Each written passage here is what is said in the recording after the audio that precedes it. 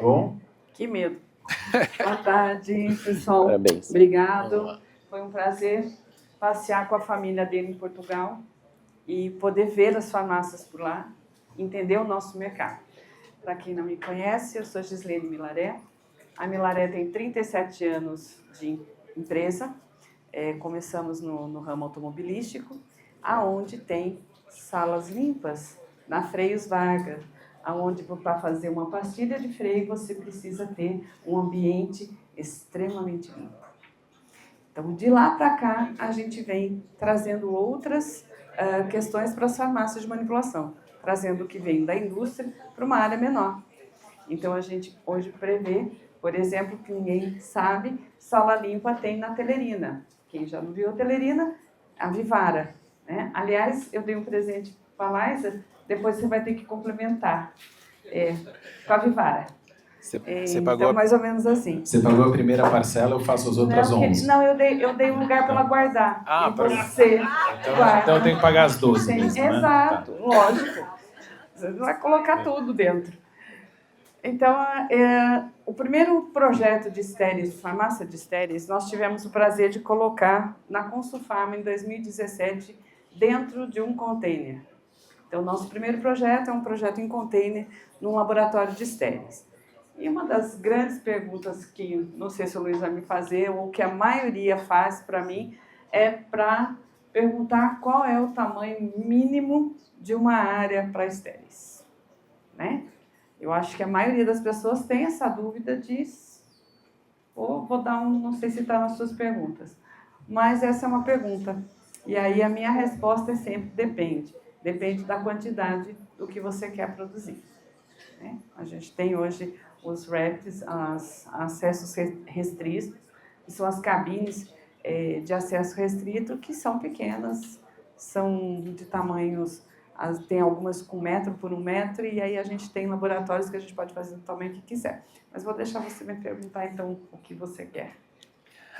Não, fique à vontade, tá? Para complementar, para trazer outros insights e vocês também. Bom, vamos lá. Gislene, o mercado de injetáveis explodiu nos últimos 18 meses, puxado pelas canetinhas de tirzepatida, entre outros insumos. Na sua visão, o que explica esse crescimento tão acelerado? E por que agora é um momento estratégico para as farmácias avaliarem este investimento? Como eu já dei um spoiler, nós fizemos o primeiro laboratório, trazendo o que é a farmácia de estéreis, em 2017. Então, a gente está... Quando entraram a Covid, nós tivemos, assim, uma parada no que era esse mercado. Uma parada, ao mesmo tempo, uma perda de oportunidade para muitas farmácias e para muitos laboratórios que poderiam fabricar e ainda podem fabricar vacinas e antídotos, não só, né? Não no tamanho, na espécie do Covid, claro, mas, por exemplo, para alergênicos.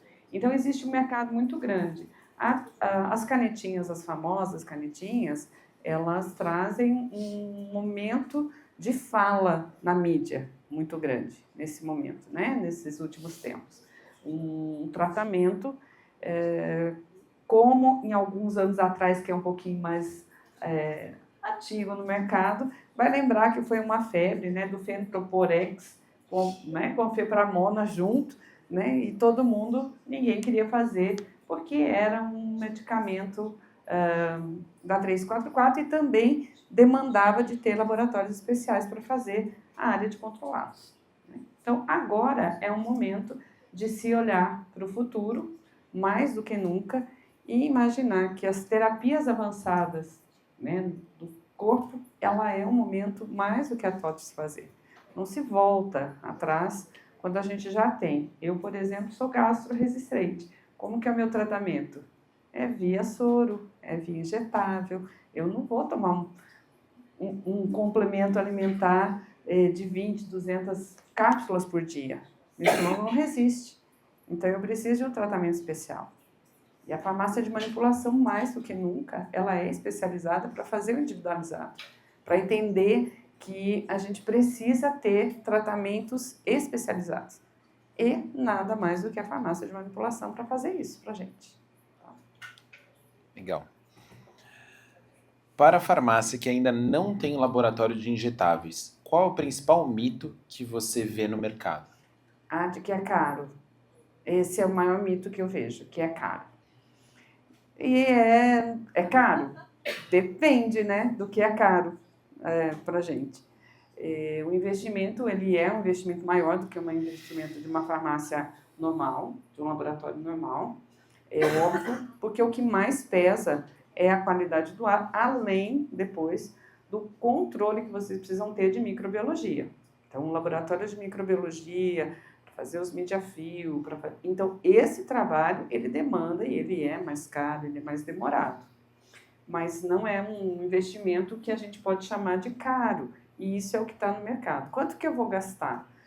Como eu disse, depende do tamanho. Se você quer fabricar 40 fórmulas por dia, 400, 4.000 por hora, o que você quer fazer? Né? Então, isso é um mito. Quando você visita uma farmácia, quais sinais claros mostram que ela já está no momento ideal para avançar e elaborar uma área de estéreis? Uma área de estéreis? Quando ela já tem uma montanha de prescritor, quando ela já tem um pedido pago, quando ela já tem um monte de tratamento, ela já está com um faturamento bem alto, né? E ela tem capacitação, pessoal qualificado, profissionais altamente qualificados para ter uma farmácia de manipulação de injetáveis. É a mesma coisa que eu sempre digo. Quem é que está preparado aqui para fazer homeopatia? Né? Mas e os isoterápicos? Que também deveria ser feito dentro de uma área séptica. E ninguém fica no pé da homeopatia, certo? Então, existem coisas que são mitos dentro do mercado, do que fazer e por que fazer. Só que precisa estudar. Muito bom. Muitos gestores temem este investimento inicial. Onde as farmácias mais erram na hora de planejar esse investimento? E onde gera desperdício? Tá. Outro problema que é onde as mais gera desperdício e o que tem de preço é que a maioria das farmácias de manipulação, elas não sabem o que elas vão fazer. Né? Se elas vão ser como uma farmácia normal, uma farmácia de manipulação que faz todo tipo de medicamento, ou se ela vai ser uma farmácia na área de injetável, em uma área específica, como um hormônio, como um oftálmico, como um citostático. Então, o que ela vai fazer? Então, ela não tem noção de quais são os medicamentos, ela não tem noção de qual é o público que ela vai atingir e para quem ela vai vender e o que ela vai vender. Então, aí ela já sai atirando para todo lado e é onde tem o custo muito alto. Nesse sentido, você consegue recomendar um caminho gradual? E a primeira coisa é entender o que você quer fazer. Aí eu quero fazer as famosas canetinhas. Ok, então a gente já sabe que é para isso, qual é o uso, qual é o seu médico, se você já tem um público para isso. Aí eu quero fazer o oftálmico, que é altamente rentável. Né? Para quem não sabe, é altamente rentável e muito procurado. Né? E tem poucas farmácias fazendo. Então, essa é uma questão que eu sempre coloco para as pessoas. Quando eles vêm me procurar, exatamente são essas perguntas que eu faço para eles. O que você quer fazer? Você tem farmacêutico especializado para fazer estéreo? Né? Ou pelo menos vai estudar para fazer isso daí? Vai tirar alguém da indústria? Então, existe uma lógica aqui que você está trazendo. Primeiro o que a farmácia tem vocação para fazer, ou seja, já está recebendo a receita, os médicos estão pedindo. Uma vez que ela tem essa fagulha inicial, legal, então o que exatamente eles estão pedindo, né? E qual vai ser o tipo de equipamento que eu vou precisar e ambiente que eu vou precisar oferecer para produzir exatamente isso.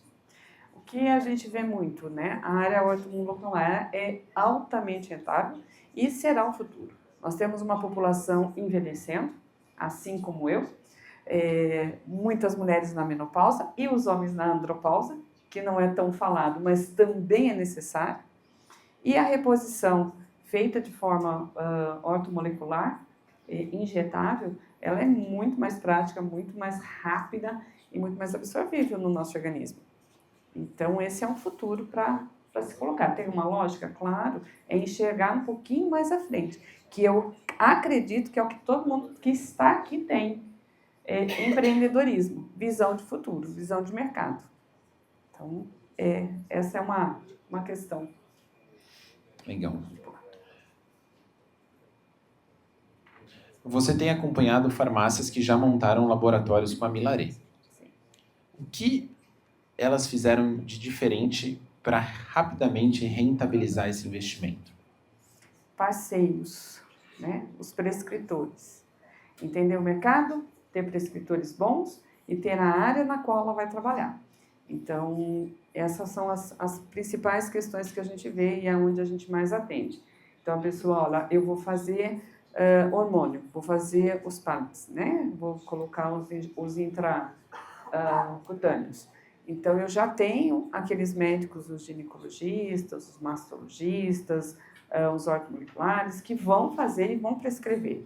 Então, é isso que eles fizeram. É já ter a demanda e contratar um bom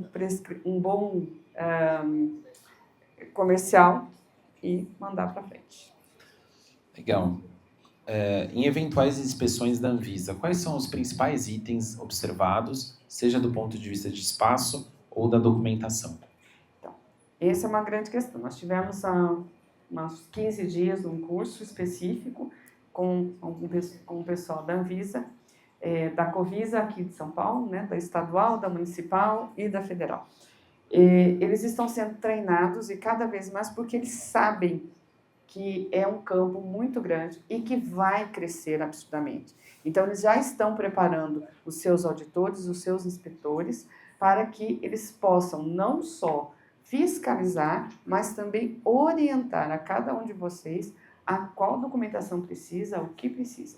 Tanto que existe, né, já deveria estar saindo agora em dezembro, mas, né, burocracia grande. O anexo 4 da 67 vai sair da 67 e vai ter um anexo separado, especial para as farmácias de partida, as iniciais e as maiores dentro da Anvisa. Isso é fato, é certo, e eles vão elevar o nível, né, das farmácias, não só das de estéreis, como também das outras farmácias. Olha, pessoal, estou fazendo uma atrás da outra, mas eu quero ser interrompido, tá? Eu sei que vocês têm as dúvidas de vocês, então, se já tiver alguém já gostaria de fazer uma primeira pergunta? Você? Gislene, boa Boa tarde. Você que teve contato com a Anvisa, chegou um tempo atrás que eu até avaliei essa possibilidade, mas a informação que eu tinha é que levava 2 anos e meio para uma autorização desse tipo de cabine. Você tem alguma informação adicional ou uma correção em relação a isso? 2 anos e meio para o tipo de equipamento? Ou para a área toda. Então, eu acredito que hoje inclusive essa semana está entrando com o processo, já tem um grupo de estudo, para que todas essas farmácias ou para qualquer outro aspecto seja feito via IA na própria Anvisa e isso ser bem mais rápido.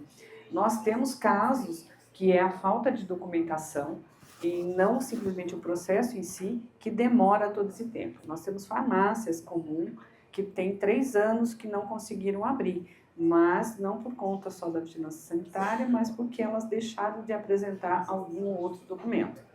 Uma das coisas mais importantes para a Anvisa é realmente conferir se todo o processo e na documentação é entregue a garantia de que você tem um processo assético, né? Seja ele manual ou seja ele automático.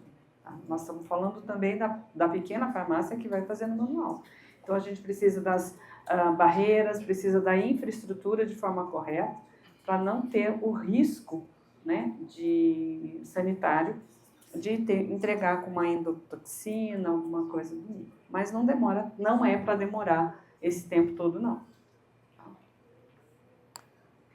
Pelo menos aqui em São Paulo não demora tudo isso. É que, na verdade, eu tive a renovação de uma certificação que levou 2 anos.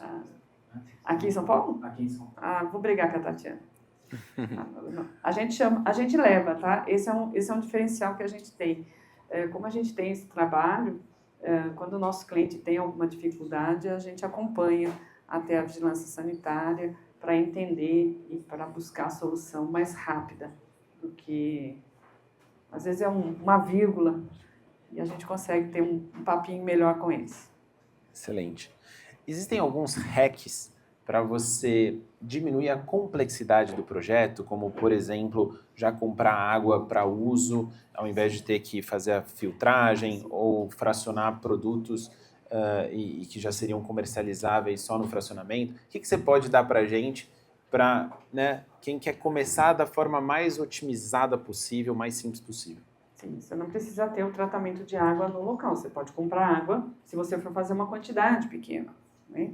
Porque tudo vai do volume, da quantidade que você vai fazer. E aí se vale a pena ou não. Hoje a gente tem equipamentos já bem menores, tanto para ampoladeiras que fecham de bancada, não precisa ser uma enorme, que faz 400 fórmulas por hora e não 4.000.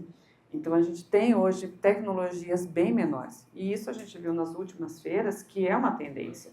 É ter uma área menor, mais pactuada, mais dilutas, né? Áreas mais restritivas, para que você possa fazer tipos diferentes de medicamento, tipo diferente de fórmulas, num grande espaço, mas separado por espaços menores. Então, você consegue trabalhar com produtos diferenciados nessas áreas. Então, isso já está nas últimas feiras que a gente viu, que a gente esteve, na analítica, na hospitalar, tanto que os hospitais estão com as UTIs todas quase que individualizadas.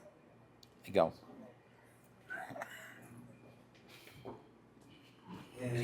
Nós já temos uma farmácia de manipulação todos aqui. Nós podemos, a partir da nossa, ampliar, ou tem que abrir uma nova, toda a documentação? Como isso será? Enquanto não sair a nova legislação, pode só ampliar. Não precisa de uma nova, né? Eu não posso dizer que na próxima, como eles estão tirando, porque esse é um momento muito crucial de fazer, como eles estão tirando, e vai ter um tempo para adequação dessas novas farmácias, que podem ser de fracionamento. Por exemplo, dentro da Unimed, a farmácia tem uma área de fracionamento hospitalar. Então, nós temos várias farmácias de manipulação, de estéreis, né, de processo asséptico, diferentes. Então, por enquanto, é só na sua mesma, é só fazer ampliação e pedir uma AF diferente, né? Uma AF que inclui o anexo 4. Por exemplo, uma casa ao lado, eu posso ampliar para uma casa ao lado, ampliar o endereço? Pode ampliar, por enquanto pode. Pelo menos até que, como não tem nenhum impedimento que a sua farmácia, a não ser exatamente ter a documentação, a comprovação de que você tem todas as barreiras, as salas e as áreas. Gislene, recentemente tive contato com uma rede de franquias, né, de farmácia, e eles trabalham de uma forma muito colaborativa nesse sentido. Eles elegeram lá um parceiro comercial que manipulava estéreis e eles criaram uma rede colaborativa onde as farmácias, as franqueadas, trabalhavam no sentido de serem intermediadores. Sim. De vendas. Eu queria saber se você já teve contato com algum projeto nesse sentido, porque ajuda as farmácias menores a sentir como que é trabalhar com estéreis, se ela tem mercado para isso, para definitivamente investir nesse sentido, a partir do momento que ela vê que ela consegue abraçar esse mercado, ter movimento, etc. Eu, com a minha experiência, vou te dar só uma outra adentro aqui, antes de responder essa questão de franquia. Quando saiu a legislação, lá em 1900, eu nem sei quando foi, que eu nem vou contar, porque senão a minha idade fica muito clara, né? Não contar. A gente achava que ninguém queria fazer áreas dedicadas de hormônio, de antibiótico citostático, porque eles não sabiam se iam ter volume ou público para isso. E hoje eu não vejo nenhuma farmácia abrindo sem área dedicada. Nenhuma. Então, assim, é óbvio que quando a gente regulamenta, que é o que vai acontecer, vai ficar melhor regulamentado o setor de estéreis, isso é claro, é evidente, vai realmente abrir portas para que todo mundo possa ampliar. Isso é notório, é certo. né? Mas eu já tenho contato com farmácias de manipulação que fizeram, sim, contato, fazem com laboratórios maiores, e eles trabalham como, mais ou menos, no sistema de comissionamento. A farmácia entra como sendo um vendedor, né, daquele laboratório, e ela ganha uma porcentagem. E assim todas as suas afiliadas têm o mesmo produto. Então ela é feita sobre demanda para aquela rede. Então acontece, tem várias franqueadas que trabalham, né, franqueadoras que trabalham tanto na área pet quanto na área humana, trabalham dessa forma. Tá? Mas isso daí pode? Pode. Mas o rótulo é da... Então, o rótulo franqueador. na verdade, você entra como um vendedor. O rótulo é do O rótulo é do franqueado. Então, você franqueador. é franqueador. Isso, é do franqueador. Ele vai direto para casa. É uma intermediação que eu, assim, não sei se eu posso explicar com muita clareza para você. Mas é um terceirizado, você contrata uma terceirização e eles mandam, na verdade, como você tem que ter a própria receita na sua farmácia, eles mandam direto para casa do paciente, não mandam para a farmácia. Se eu fizer uma coisa, se eles quiserem chegar comigo lá no balcão e falar assim, compra um jarro para mim, você me fornecer tudo junto com a minha forma, não posso? Pode, Eu sou farmácia. você pode. Eu compro um jarro dele e mando junto com a forma. Vou fazer a mesma coisa, pode ser batida manipulada. Gente. Manipulado. Não é a manipulado, mas você comprou junto e entregou. Coisa, tem licenciamento. Então, assim, essas são questões mais delicadas e que em alguns casos já está, como é que eu vou dizer a palavra correta, que agora é tão visto na política, né? Já tem jurisprudência para tal. Então, como já tem jurisprudência, já tem mandatos feitos e tem liberações, tem liminares para que se faça dessa forma, então todos os outros também têm que ter. Já está pacificado. Legal.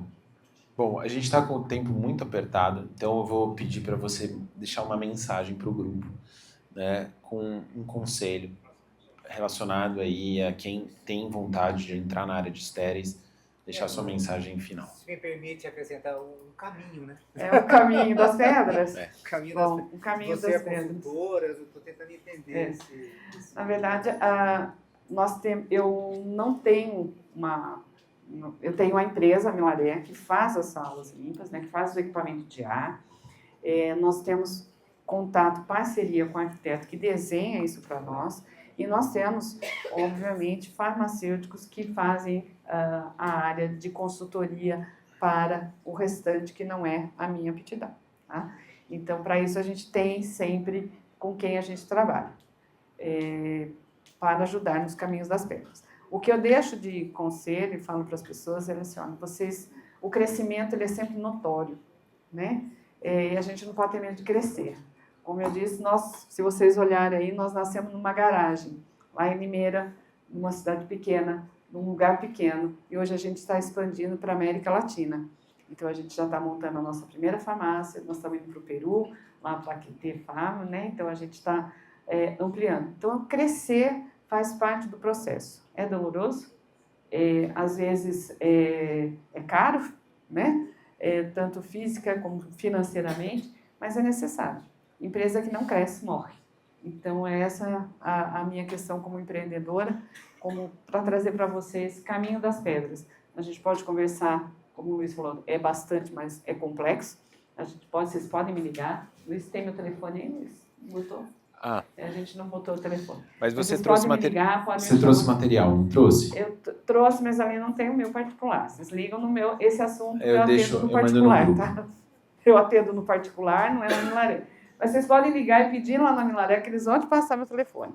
Tá bom. Eu Tá, vou vou colocar seu contato no grupo que a Pode gente passar tem, meu tá contato no grupo. Pode entrar também pelo Instagram, pelo Facebook, Gislene Milaré. E a gente conversa. E a gente pode trocando umas ideias e crescendo junto nesse mercado que eu sou apaixonada há mais de 27 anos por ele. Tá bom? Muito obrigada.